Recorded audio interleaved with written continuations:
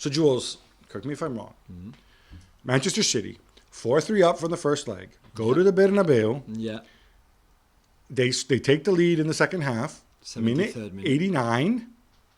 Everything changes in the space of 60 seconds. Now, I don't think Manchester City dominated the game to that stage, but Real Madrid didn't create very many chances. I think it was clear Real Madrid, Ancelotti's approach, I know my Ancelotti a little bit, was, okay, we're goal down, let's go in, let's keep it tight, let's not concede, and then let's wait for something to happen, and if it doesn't happen, let's throw the kitchen sink at them at the end. That was his game plan. 1,000%, right? Yeah, but City got them where they wanted. City controlled that game for 89 minutes. They were not great. De Bruyne was poor.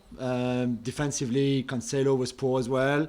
Ruben Diaz, even in midfield, apart from Bernardo Silva, really, who was outstanding. The rest, and Kyle Walker, who did a really good job on Vinicius. The rest but they didn't need to be much better because Real Madrid also, Yeah, and they were controlling the game. So they were exactly So what happened? Where they wanted them to be. Then Mahrez scored a great goal. And then in the strongest moment of the game for City, then they conceded those 2 goals from Rodrigo. For me, personally, Gab, I think Pep made a mistake with the Fernandinho substitution and taking off Mahrez, when Mahrez would have been very valuable to keep the ball, waste time. It would have been hard to get the ball off him without fouling him. He would have gone to the corner flag, all of that. Instead, you end the game with Rodrigo, Gundogan and Fernandinho, 3 defensive midfielders that you don't need to because you're in control. And instead you drop 15 yards, you invite the pressure, they put a lot of bodies in the box and suddenly the crosses are coming. They're not defended because you don't even have anyone on the wings to defend them. And then you concede 2 goals where you make mistakes individually. Ederson, Ruben Diaz, Cancelo, all of that. We're going to parse... But that was a bad substitution. Everything that might have been, but I think you have to start by giving credit to Real Madrid because... Massively. I mean, this is the legacy of the comebacks in this against Paris Saint-Germain, against Chelsea. I think this was the 9th time, counting the league, that they've come back this year, which is unbelievable. Ancelotti said that, he showed a video before the game. Yeah. He's like, motivational tool there. What I was interested in, he started the game, as I said, with Valverde. And then, I think one of the keys to the game, in addition to Courtois and Benzema and whatever, but... was Camavinga coming on, Rodrigo, obviously, Valverde running for 120 minutes. It was kind of like the younger guys. You know, we've always praised the unflappable veterans and so on, but it was these guys, together with the veterans, obviously, and the incredible self-belief. At this stage, this is almost supernatural what happens. There is some sort of force from that stadium that is unreal, that is something surreal that you can't explain, irrational. Completely. Casemiro was good. Somehow he ended the game without a yellow card. I don't even know how that even possible. But you're right. I think Rodrigo... Daniel Orsato, referee, who likes to keep things running. And it's funny. Well... Yeah, Laporte could have been sent off and so could have Casemiro. I'll say this, right? We saw a tremendous game. Just as a football fan, as a neutral. Judging from your shirt, I was probably a little more neutral than you were. The dream! There you go. But... I wonder if this was a game where, as long as you're consistent, right? Yeah. And I agree with you. Casemiro could have had a yellow. But maybe 2. Possibly 2 with a different referee. But they let a lot of things run. Yeah. And I think that really made for a good spectacle. It made for the tension that we saw towards the end. The Benzema penalty, you know those body language experts and stuff? Oh, look at his body language. I thought, if he misses this, they're going to say, his body language is all wrong. He did not. Think? I don't think he looked confident. I looked like he was thinking. Nah. Maybe it was all a ruse. Maybe I should have believed in Benzema. I got to give a shout out as well. Because in that incredible ending, obviously there's the 2 Rodrigo goals. There's the individual mistakes. There was also, I thought, 2 actions which were just as important as the goals. Because without them, the game is not going to go to time. I know where you're going. And I'm going with Ferland Mendy on the line. And the kick save off of Grealish. True, but the Mendy one, Grealish lacks a lot of composure because he dribbles past without even doing... We can blame Grealish. No, but Foden is there. I don't know why he doesn't either see Foden or he's off balance. He can't maybe. But this is an easy tap in for Foden, and instead Mendy. Okay. But I just wanted to also praise the defensive No, side of they the deserve game to. But Courtois was man of the match for a reason. Yeah, you know, the no question Bernabeu about chance, the Cancelo shot, the Grealish one. It was outstanding, and they needed him to be. Jules, you often like to talk about substitutions and how teams set up and how they change games. Sending on Camavinga and Rodrigo, those are obvious substitutions. Yeah, that's the one he makes all the time. They're the ones you make in this game when you're behind as well, right? I think we both agree what the game plan was. I said it earlier. You know, you start Valverde, you keep it tight. Also because you're very aware of the fact that, you know, there's no Alaba at the back. It's Nacho and Militao. And I thought Nacho was heroic. He's overlooked in this game, and I really want to give him a shout out. Yeah, there's a thing for reserve center backs. Sorry, of course. But you still have to make them to get that lift. It's almost like you know what's coming, and Pep knew it was coming. Yeah, and I think these two guys really lifted the team. I mean, Camavinga is 19 years old. He'd never played in the Champions League before in his life. For him, as a super sub or as a French player is a bit too strong because he's more than a French player, but you get the idea. For him to be able to come on games like this or against Chelsea or against PSG with the pressure that means because you are out when he comes on usually, to turn the game almost and be decisive in his way. So if you look at the game on Wednesday night, obviously he's the cross for Benzema for the first Rodrigo goal, but everything else that he does, his awareness, the composure that he has, the energy, of course, he runs a lot. He's a strong boy. And for him to put out that kind of performance, and I know he can't do it over 90 minutes now. That's why he doesn't start. Otherwise, he'd be starting more He often. could do it for 90 minutes, but he might lose concentration or whatever. Yeah, not against City, though. I don't think he's ready yet. However, for 20, 25, a bit more in this case with extra time, he's perfect for that. And Rodrigo is the same. You send Rodrigo on and you say, okay, go and do something special, you know, gamble on everything, gamble on every ball, gamble on every cross. That's how he scores the first one. And the second one, if Asensio doesn't flick the ball without wanting it, I'm not even sure Rodrigo hits it so well, the header. I'm not sure Mbappe's getting in the team next year. Whoa! All right. You know what? Because I'm old and I remember things more from when I was a kid, and in different sports as well, and I get them all muddled. Remember that the Detroit Pistons had a player named Vinnie Johnson who always started on the bench. Yeah. He came on and he just lit a fuse under the team, which was a slow.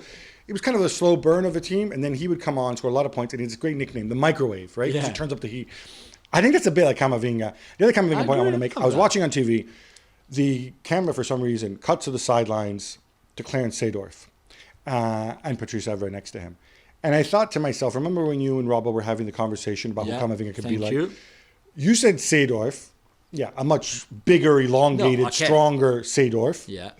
He said Kondogbia, which is an insult, but it's different types of.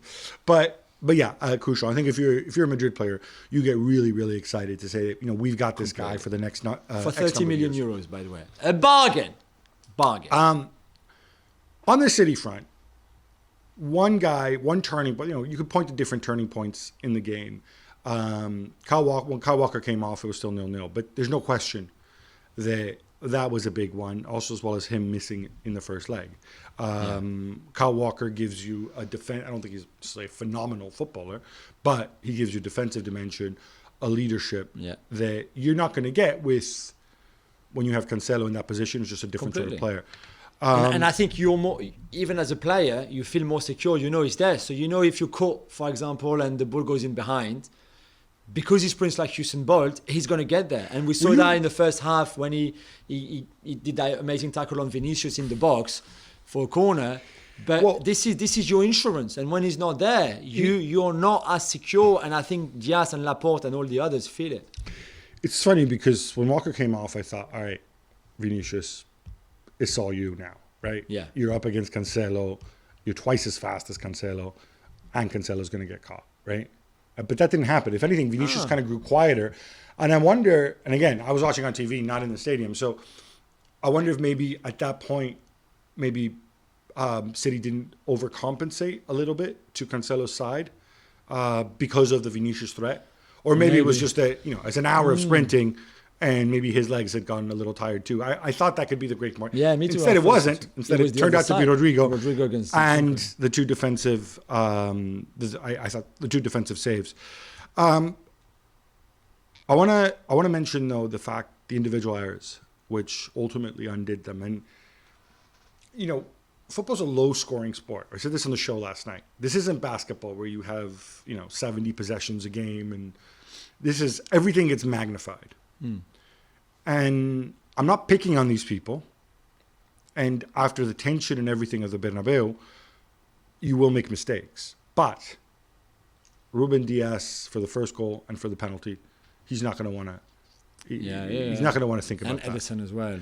Ederson as well, certainly for the first goal.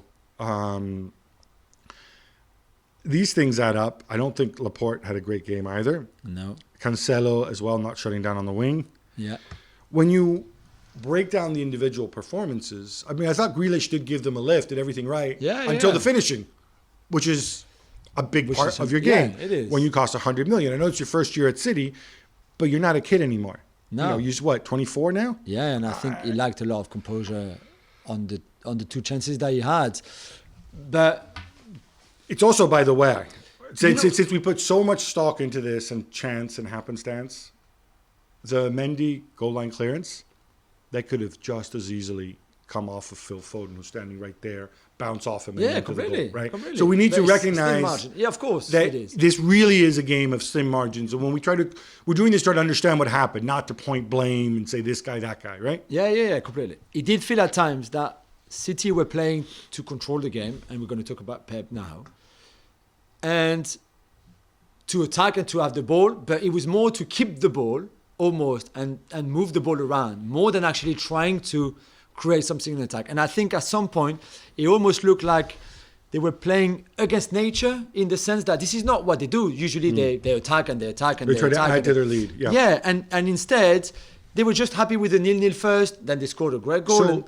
But my question to you is, was this by design or was this because Real Madrid actually defended quite well? Maybe a bit of both. Or was it maybe also because some key players had poor game? Bernardo Silva was outstanding. I think he would have been my man of the match if City had gone through.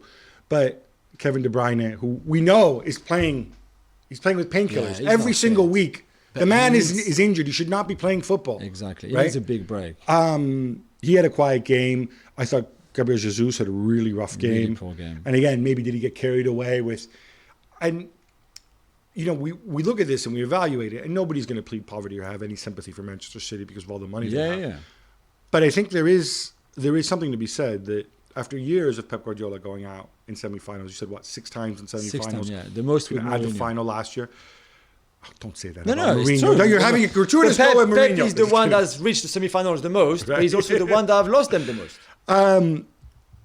I'm wondering, this was one game where he did not overthink it. He played the best possible Yeah. lineup at the start. Yeah. Oh, look, what about the recognized striker brigade that I love so much? Yeah. Hey, there's Gabriel Jesus. He's your recognized striker, and he scored a lot of goals recently, right? Even tricked us with Walker because we thought that Walker should not be fit, and instead he started him. I've got an issue with the Fernandinho substitution, like I said earlier. The thing is, Courtois said on French television last night, he said as soon as we scored the first one, we could see the fear in their eyes and we knew it was over. And I think the problem I have with this team is that Pep is teaching his players to control everything because he's obsessed, he's obsessed with control of everything. So you control the game, you control possession, you control your counter-pressing when you lose the ball, you control the chances that the opposition, you control everything. The problem is, Gab, is that when you go behind, this is not according to plan because the plan is we control everything. Yeah. And I think once you go behind, they struggle because they're a bit lost. Okay, what do we do now? Do we still do the same? But we do the same when we are either in the lead or in control. We're not in control here. We're actually crumbling. And I don't think they had the answer to it. I think that was very evident, especially once the game got into extra time, where it's sort of the last 10 minutes. I know sending the center back up is part and parcel. You're chasing long balls. Yeah. I also kind of feel you've got these players. This is not how you score goals normally. If this is a quick way to get a goal, sending your central defender up, you would be doing this in the first minute, right? Yeah. I thought let himself down a little bit there. Yeah. Doesn't change my view that, Manchester City are one of the two best teams in the world. I think Manchester City are a better team than Real Madrid.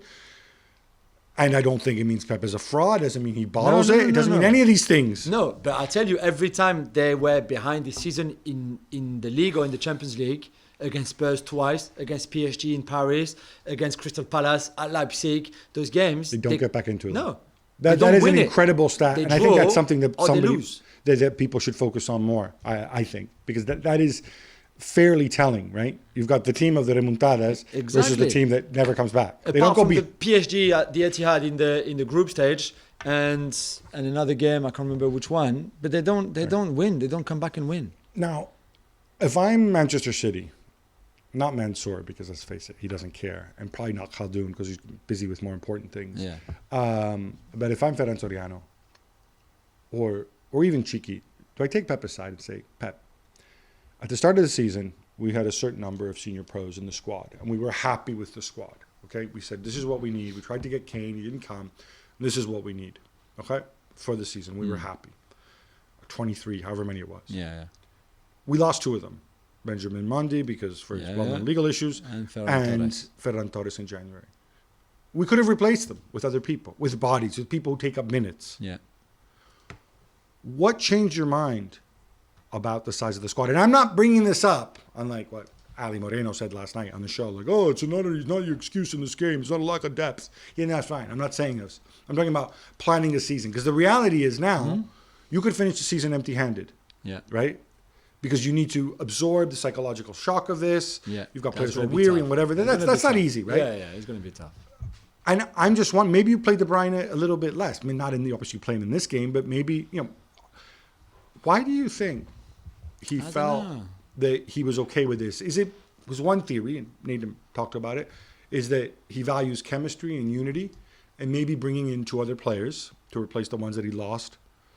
Maybe he wasn't comfortable handling that, managing that situation. Maybe.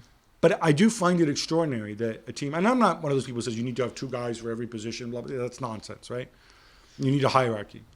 Yeah. But a couple guys to take minutes off. Yeah, I agree to take, with you. Whether it's a big lump late in the game rather than sending Laporte down. I know hindsight's always 20/20, but I wonder, what is it, when you thought you needed X number of players, and then for reasons beyond your control, you're 2 players down, why not bring in those 2 players? What changes your mind and say, I don't need these guys at all?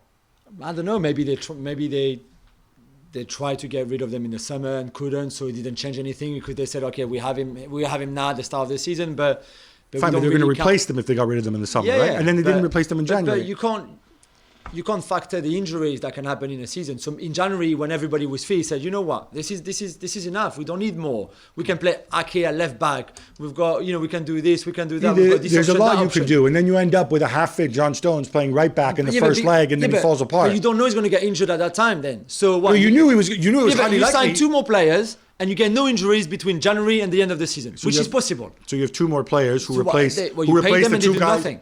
Well, you were happy to pay 2 guys to do very little, in Ferran Torres and Benjamin Mendy in the summer. You thought you needed them in the summer, right? Yeah, I guess that whatever. I'm not saying it's. I think it comes into it. Maybe. All right, we'll go back to Real Madrid in a second, but one other point, and this is, I don't know if Patrice Evra is a Pep hater or if he's just expressing his mind, but he threw this out there. And it's something that he's not the only one who said this. Yeah. Which is that Pep values harmony so much and the collective that he does not want big personalities. But Pep is the boss. Team. That's why he doesn't want He's the big personality of the team, right? Yeah. They don't have big personalities. No. And so when the going gets tough, they crumble. Exactly. Is that fair? Yeah, I think it is. Show me the leaders. Tell me who are the leaders. And I'm not talking technical leaders because that they have a million. But talk to me about character leadership. Where is the leader? Is Fernandinho a leader still at 37? I'm not even sure he's ever been a leader. I mean, he's been a leader in the dressing room, but when it comes down to the pitch, and I don't talk about cynical fouls or clever fouls or stuff. I mean, the proper leadership. I don't think he's one. I don't think Ruben Diaz is there yet. Laporte will never be. I would argue Ruben Diaz has the personality to but be he's that not there player. yet. He's 23 years old. We saw how he crumbled under pressure. But he made mistakes. Did he make the mistakes because he's crumbling? He's like, oh, what's going on? Or is He he made a just... mistake because he was under pressure and he felt the pressure. Or he didn't just make mistakes because he made mistakes because he's a human being. I don't know. No, that. I don't think so. I don't think so. It's Interesting. It's interesting. It's an interesting one. I don't like bringing up these issues because I feel a little bit like the whole magic of the Bernabeu thing. I kind of feel like, when we can't explain it, we talk about psychology, leadership, and all this, all this fuzzy stuff, right? We usually justify anything, but I think it is an accusation that Evra's going to have to deal. Sorry, Evra that Evra makes that Pep is going to have to deal with, and I think it is a theme and it is a talking point. On the other hand, it's interesting when people talk about the Bernabeu, right? And we've all gotten into this whole mystique. And I wrote a piece about this. If you look, I was watching on TV, as I've mentioned about 10 times so far, the noise level after the goal just goes out of this mind. Yeah. Before, it's actually muted. Completely. This idea that the Bernabeu, I was shocked. That the fans drive you and they're noise. Yeah. I was there against PSG. When you get back in the game, yes. But at that point, not necessarily. I was there against PSG, and it's not me being bitter because we lost. This is the truth. Literally, you could only hear the PSG fans singing when they were in the lead, when they were winning. There was nothing from 55,000 Real Madrid fans. And then, of course, before the game, it's wonderful. Right. But during the game, when the team is not playing well, they're very quiet. They're asleep. And then when they wake up, though, it's incredible. It's incredible. 90,000 people make a lot of noise, but less because By the way, for the people who don't watch Real Madrid very often, were surprised by it. Did look like rubbish on a Champions League night. Those stupid coverings and then people crap on top of them. Yeah, and the cranes at the back and everything. Yeah. So I think obviously praise the crowd and the fans, and everybody thanks the fans, but let's praise the players first. When it comes to Real Madrid on this one. Yeah. That belief is incredible. I need an objective opinion here. Mm-hmm. I tweeted that some of the, I don't want to call it good fortune necessarily, but maybe that's what it is, but the unexplained breaks going your way that Ancelotti's enjoyed, not just tonight, but against Paris Saint-Germain, against Chelsea, is karma for Istanbul. He was 3-0 up and dominated 120 minutes of the game in 8 minutes, except for those 8 minutes where Liverpool scored 3 times. And then they go through maybe. And I said, is this a karma? And I had Liverpool fans coming back saying, no, the karma was in 2007 in Athens. No, that's not. We were both in That's Athens. not what karma is. It's not what karma is. It's nothing. Can we go back? The game in Athens, yes, until the ball came off Ancelotti, Inzaghi's backside. But it's not as if Liverpool dominated that game. It's not like Milan had to come from behind to win. We can knock this on the head, yeah? Yeah, completely. Okay, fine. Completely. Right, okay. You know, I think that's not what karma is. Okay. We said Ancelotti became the first manager to win the 5 big leagues trophies, titles. He also becomes now the first manager to go to 5 Champions League final. No one has ever done that. How many does Klopp have? 4. So that would be the 4th one. Okay. Yeah. So that's the 3rd with Liverpool, and then he had one with Dortmund, of course. Real Madrid haven't lost a Champions League final since the 1981 against Liverpool in Paris at the Parc des Princes. Since then, they won 7, including obviously the one against Salah and Liverpool. So it's just an incredible achievement that they're not the best team against PSG, they go through. They're not the best team against Chelsea, they go through. They're probably not the best team against City, and they still go through.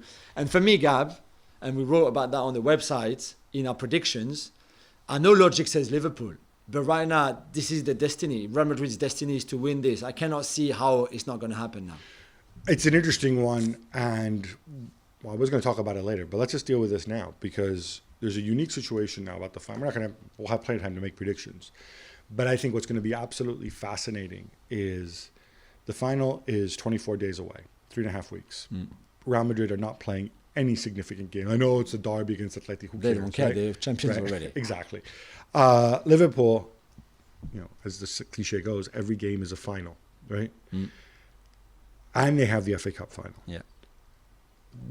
So there's pros and cons of both. One is it's wearying, it's stressful, physically, psychologically, and so on. It takes a lot out of you, but you stay sharp and match fit. Yeah, and if you win, you don't feel the tiredness. You don't feel the fatigue. That's what some people say. So on the flip side, Real Madrid, though, they can just rest Yeah, for 3.5 weeks. completely, which What's they better? will do. I don't know. I believe that if you arrived in Paris with the treble already, as Liverpool could be, I think they will be on, like, literally walking on water. And I think, And if they lose the title, then and I it's a think battle? psychologically, It's tough. Yeah, and they can get injured. They could get injuries now that Real Madrid won't get, for example, because they're not going to play 100% between now and the final. I suspect we'll be talking much more about this. Well, thank you very much for watching ESPN on YouTube. For more sports highlights and analysis, be sure to download the ESPN app. And for live streaming, premium content, and let's not forget as well, ESPN FC 7 days a week. Subscribe to ESPN Plus.